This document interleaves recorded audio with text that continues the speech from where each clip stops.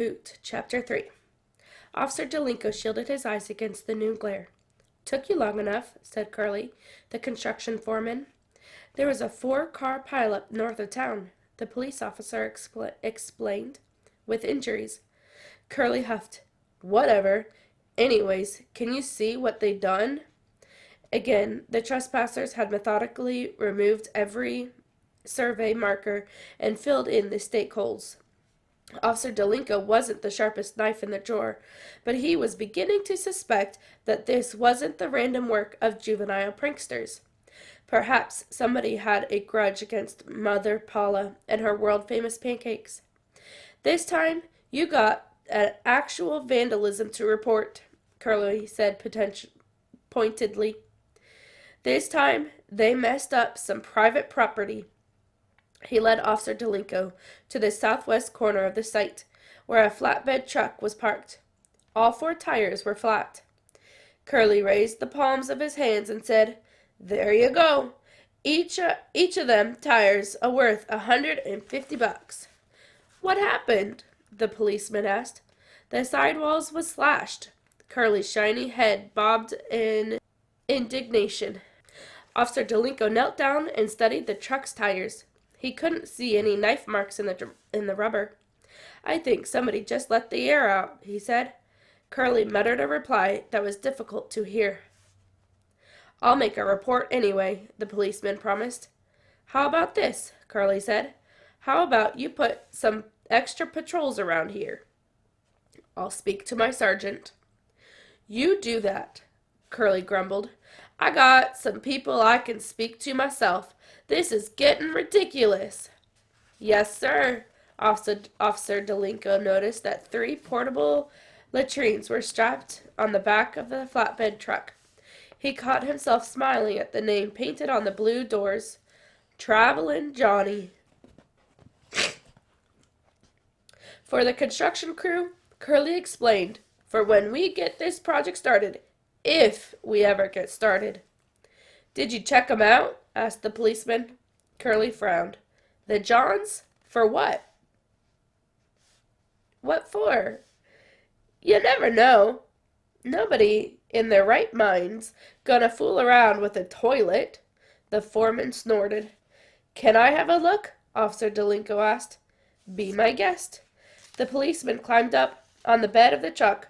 From the outside, the portable latrines appeared untouched. The cargo straps were cinched tight, and the doors to all 3 units were closed. Officer Delinko opened one and peeked in his head inside. The stall smelled heavily of disinfectant. "Well?" Curly called up to him. "A-okay," said the policeman. "Truth is, there ain't much to wreck on a porta-potty." "I suppose not." Officer Delinko was about to shut the door when he heard a muffled noise. "Was it a splash?" The policeman stared uneasily at the blackness beneath the plastic seat. 10 seconds passed. Then he heard it again. Definitely a splash. "What are you doing up there?" Curly demanded. "Listening," replied Officer Delinko. "Listening to what?" Officer Delinko unclipped the flashlight from his belt. Edging forward, he aimed the light down the toilet hole. Curly heard a cry and watched in surprise as the policeman burst from the doorway of the latrine, leaping off the flatbed like an Olympic hurdler. "What now?" the foreman wondered unhappily. Officer Delinko picked himself off the ground and smoothed the front of his uniform. He retrieved his flashlight and tested it to make sure the bulb wasn't broken. Curly handed him his hat, which had come to rest near an owl burrow. "So, let's hear it," the foreman said. The policeman nodded grimly. "Alligators," he declared. "You're kidding me." "I wish I was," said Officer Delinko. "They put alligators in your potties, sir. Real, live alligators." "More than one?" "Yes, sir." Curly was flabbergasted. "Are they big alligators?" Hofster Delinko shrugged, nodding toward the travelin' Johnnies. I imagine all of 'em look big, he said, when they're swimming under your butt. Miss Hennepin had notified Roy's mother, so he had to repeat the story when he got home from school, and once more when his father returned from work. Why was this young man choking you? You didn't do something to provoke him, did you? Asked Mr. Eberhart. Roy says he picks on everybody, says Mrs. Eberhart said. But even so, fighting is never the right thing. It wasn't a fight, Roy insisted. I only punched him to make him let go. Then I got off the bus and ran. And that's when you were struck by the golf ball? His father asked, wincing at the thought. He ran a long, long way, his mother said. Roy sighed. I was scared. He didn't like lying to his parents, but he was too worn out to explain the real reason that he had run so far. Mr. Eberhart examined the bruise over his son's ear. You took a nasty shot here. Maybe Dr. Schulman ought to have a look. No, Dad, I'm okay. The paramedics had checked him out on the golf course, and the school nurse at Trace Middle had 45 minutes observing him for signs of possible concussion. He seems to be fine, agreed Roy's mother. The other young man, however, has a broken nose. Oh? Mr. Eberhardt's eyebrows arched. To Roy's surprise, his father didn't seem angry, and while he wasn't exactly beaming at Roy, there was unmistakable affection, and possibly even pride, in his gaze. Roy thought it was a good opportunity to renew his plea for leniency. Dad, he was strangling me. What else could I do? What would you have done? He pulled down his collar to display the bluish finger marks on his neck. Mr. Eberhardt's expression darkened. Liz, did you see this? He asked Roy's mother, who nodded fretfully. Does the school know what that thug did to our son? The vice principal does, Roy piped up. I showed her. What did she do? Suspended me from the bus for 2 weeks. Plus, I have to write an apology. What happened to the other boy? Was he disciplined too? I do not know, Dad. Because this is assault, Mr. Eberhardt said. You can't choke another person. It's against the law. You mean they could arrest him?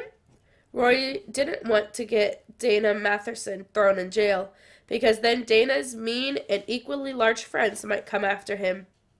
Being the new kid in school, Roy didn't need to be making those types of enemies. His mother said, Roy, honey, they're not going to arrest him, but he needs to be taught a lesson. He could seriously hurt somebody, picking on smaller kids the way he does. Mr. Eberhart sat forward intently. What's the boy's name? Roy hesitated. He wasn't sure exactly what his father did for a living, but he was aware it had something to do with the law enforcement. Occasionally, when talking to Roy's mother, Mr. Eberhart would refer to his working for the DOJ, which Roy had deciphered was the United States Department of Justice. As much as Roy disliked Dana Matherson, he didn't believe the kid was worthy of the U.S. government's attention. Dana was just a big stupid bully. The world was full of them. Roy, please tell me, his father pressed. The boy's name is Matherson, Mrs. Eberhart chimed in. Dana Matherson. At first, Roy was relieved that his father didn't write the name down, hoping it meant that he wasn't going to pursue the incident. Then Roy remembered that his father seemed to have a supernatural memory. For instance, he could still recite the batting averages of the entire starting lineup for the 1978 New York Yankees. Liz, you should call the school tomorrow, Mr. Eberhart said to Mrs. Eberhart, and find out if and how this boy will be disciplined for attacking Roy. First thing in the morning, Mrs. Eberhart promised. Roy groaned inwardly. It was his own fault that his parents were reacting so strongly. He should never have shown them the marks on his neck. Mom, Dad, I'll be fine. Honest, I will. Can't we just let the whole thing drop? Absolutely not, his father said firmly. Your dad's right, said Roy's mother. This is a serious matter. Now, come to the kitchen and let's put some ice on your bump. Afterwards, you can work on that apology letter. On one wall of Roy's bedroom was a poster from the Livingston Rodeo that showed a cowboy riding a ferocious humpbacked bull. The cowboy held one hand high in the air, and his hat was flying off his head. Every night before turning off the lights, Roy would lie on his pillow and stare at the poster, imagining that he was the young bull rider in the picture. 8 or 9 seconds was an eternity on top of an angry bull. But Roy imagined himself hanging on so tightly that the animal couldn't shake him no matter how furiously it tried. The seconds would tick by until finally the bull would sink to its knees in exhaustion.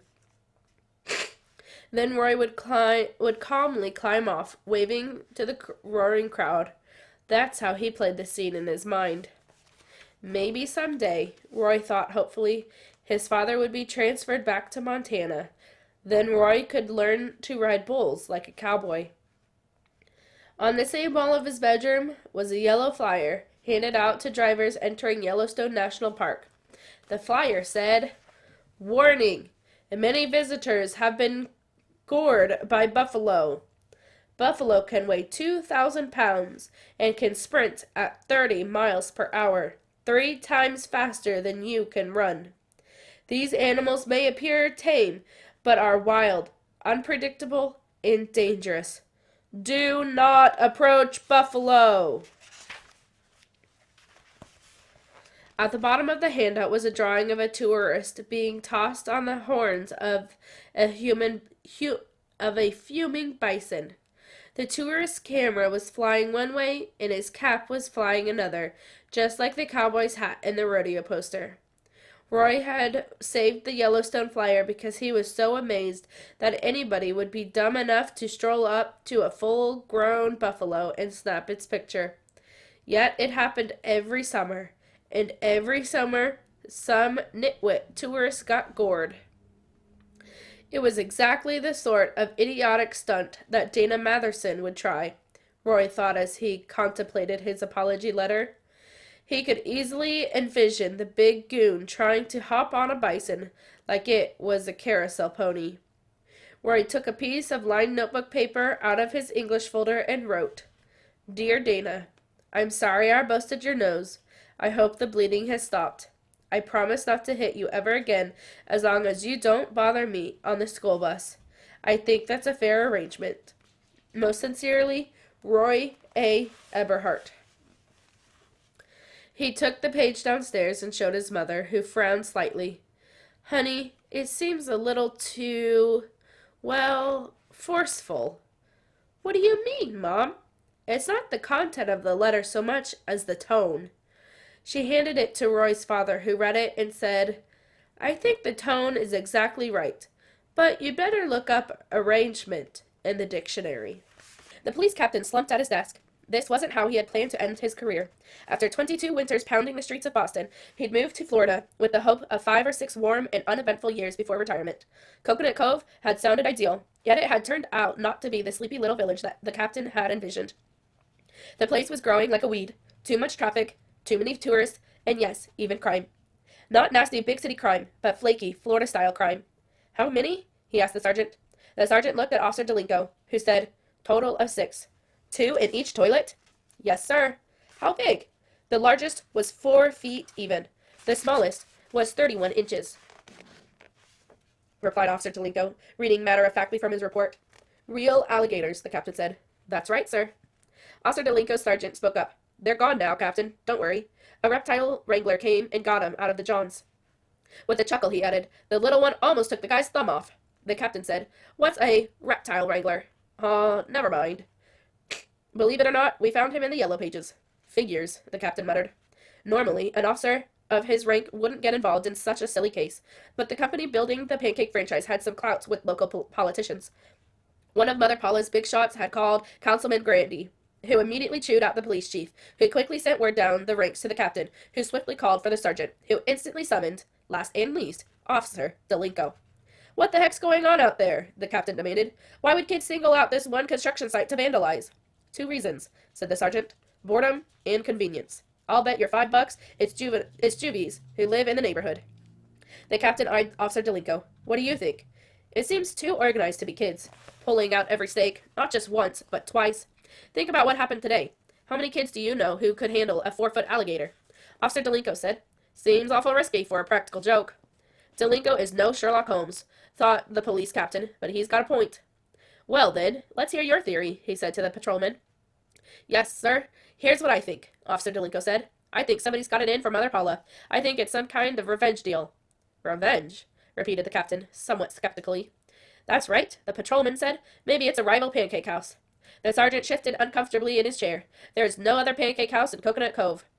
Okay, said Officer Delinko, rubbing his chin. So then, how about a disgruntled customer? Maybe someone who once had a breakfast at a Mother Paula's? The sergeant laughed. How can you mess up a flapjack? I agree, the captain said. He'd heard enough. Sergeant, I want you to send a patrol car by the construction site every hour. Yes, sir. Either you catch these vandals or you scare 'em away. It doesn't matter to me as long as the chief isn't getting any more phone calls from Councilman Bruce Grandy. Clear?